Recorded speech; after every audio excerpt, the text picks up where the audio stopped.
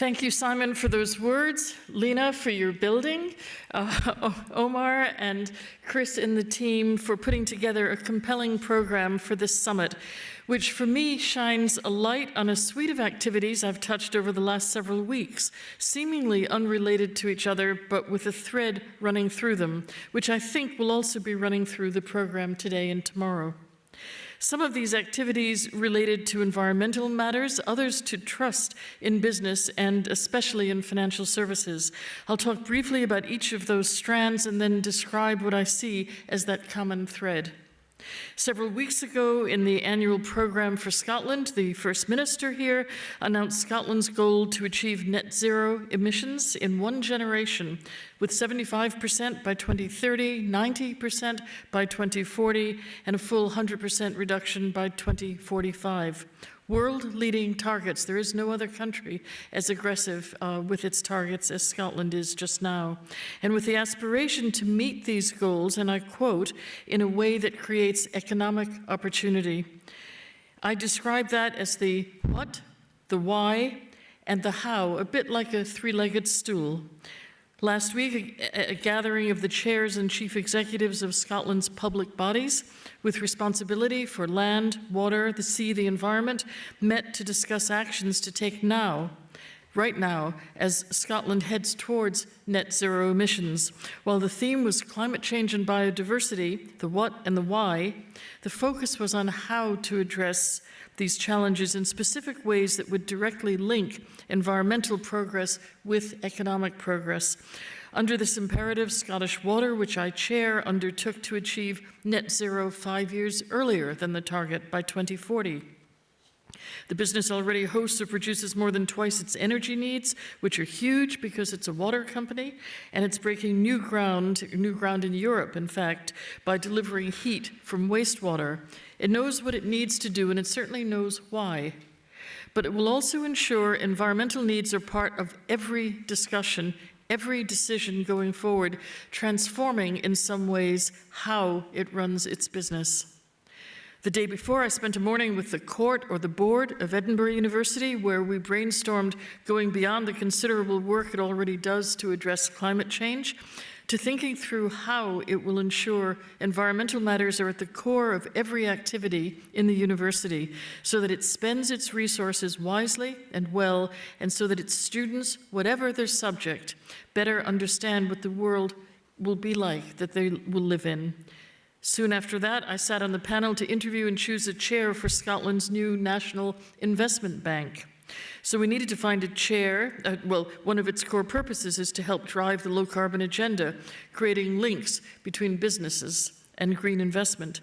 So we needed to find a chair who understood how to weave investment and economic performance with environmental performance, who'd be comfortable with decisions today for outcomes that are long into the future. 10 days ago, I chaired an event where the Scottish Council for Development and Industry launched its clean growth strategy. Clean, the environment and society; growth, the economy. The underlying theme was that these challenges are best met when both approaches are linked, when economic growth and prosperity are shaped, even defined by, the overwhelming challenge of our environmental issues.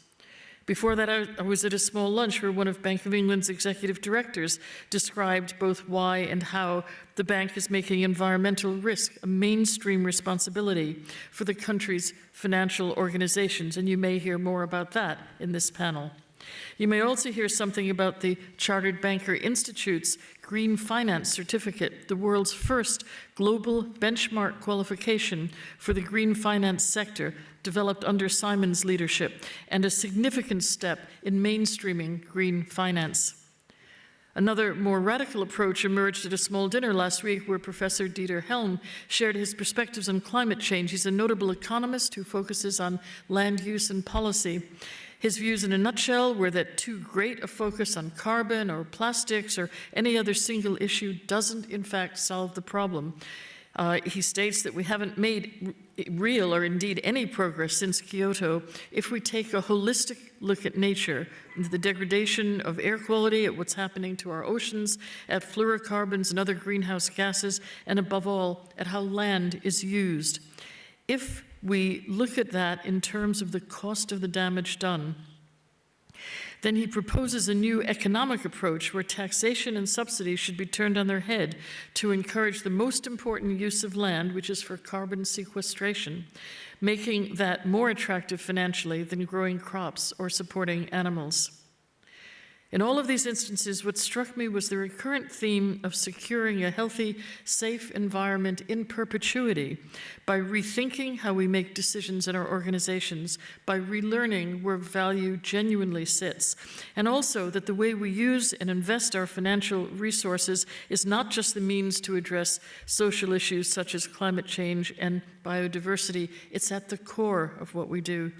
The debate has to be about economic value, about finance, about linking financial activity to long-term outcomes, indeed to forever outcomes.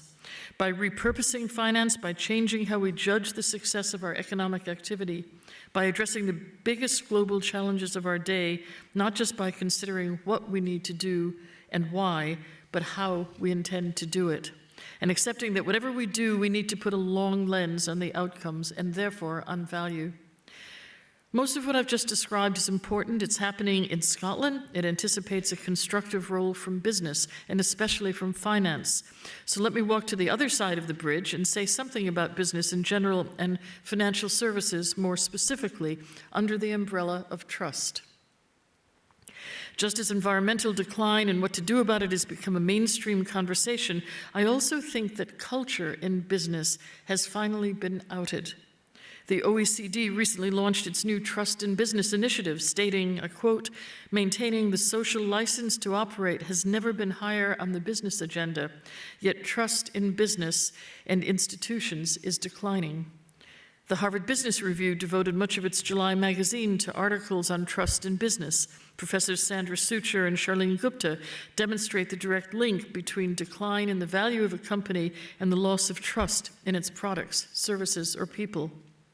They assert that trust has to be derived from how a business is managed from the inside out, reminding us that impact matters more than good intentions. Indeed, they tell us that more CEOs lost their jobs last year due to ethical lapses than to poor financial performance.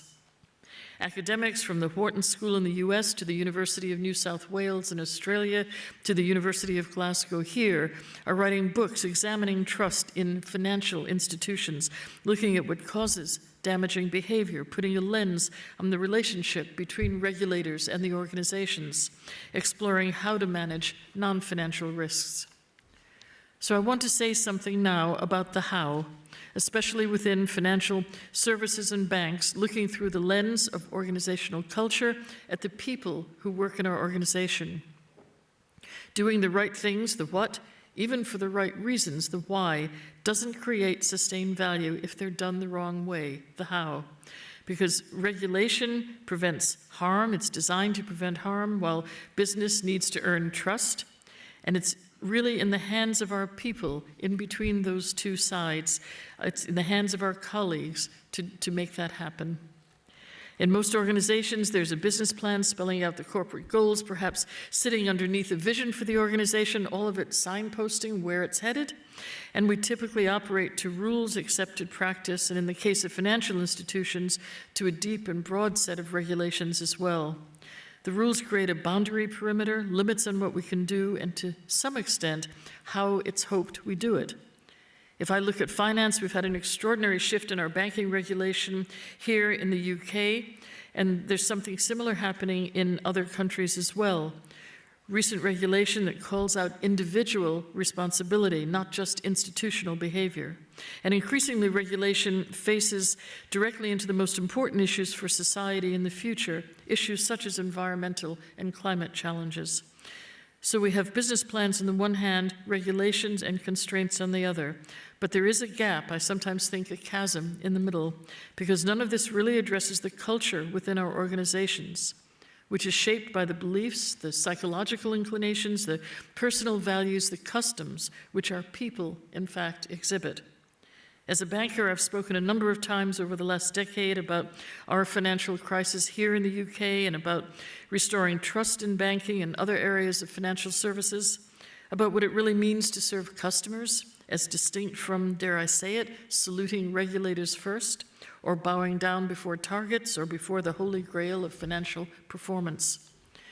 I've talked about an initiative I've chaired called the Chartered Banker Professional Standards Board, an initiative led by the Chartered Banker Institute, along with a number of banks here in the UK, to develop a suite of professional standards for bankers, standards of broad knowledge and professional ethical behavior, which we have a right to expect from any banker.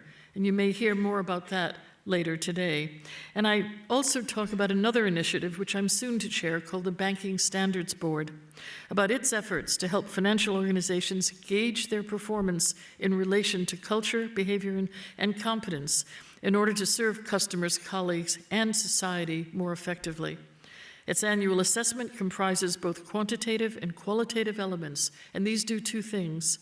They enable banks to benchmark themselves against others in terms of cultural norms. They develop insights on issues such as speaking up and employees' sense of well-being, and they share these bottom-up insights directly with the board in the banks. They educate those at the top of an organization about how things really happen throughout their firm, not simply how the board and the executives think they happen. And just as the Chartered Bankers' professional standards are being explored, tailored, and to some extent embraced overseas, the work of the BSB is also spreading. It's being picked up in the UK more widely than just by banks, as asset managers and others have started adopting the program, and in other countries as well, for example, in the US. When he announced in a speech last June that the New York Fed would run the BSB survey for all of its employees, John Williams, President and CEO of the New York Federal Reserve Bank, said that he, and I quote, would love to see firms in the United States adopt such an industry-wide survey so that they can measure culture and benchmark against their peers. That's a pretty big call to action. A bigger one, the UN's Principles for Responsible Banking, was launched a few weeks ago. 6 principles in relation to alignment, impact, clients and customers, stakeholders, governance, transparency, accountability. Principles that will lead banks to understand what they need to do as societal norms change, to create value and to be sustainable, the what and the why on a breathtaking scale. But it will still be up to the banks themselves to do what they've signed up to do it every day with every decision delivered by all of their people. Much as the signatories will be fully committed to the principles, they may not succeed if they rely on a two-legged stool, on the what and the why. They will have to address the culture within their institutions and do so right from the beginning, right away, even as they draw up their particular plans and metrics for the principles and begin the process of tracking, measuring, and reporting. In fact, their biggest challenge may be to understand how things actually happen within their organizations, how their people actually think, make judgments, take decisions, what the culture of their organization is, and what it can be. Because the what and the why will only be sustained if the third leg of the stool, the how, is grasped as well. A big challenge, but what better place to explore it than at this 2019 GEFI Summit, with its focus on the sustainability of financial institutions and financial activities in the future and for the future. I know we'll hear about the what and the why over these 2 days, and I hope we'll hear about the how as well. I hope they're a good 2 days for you. Thank you very much.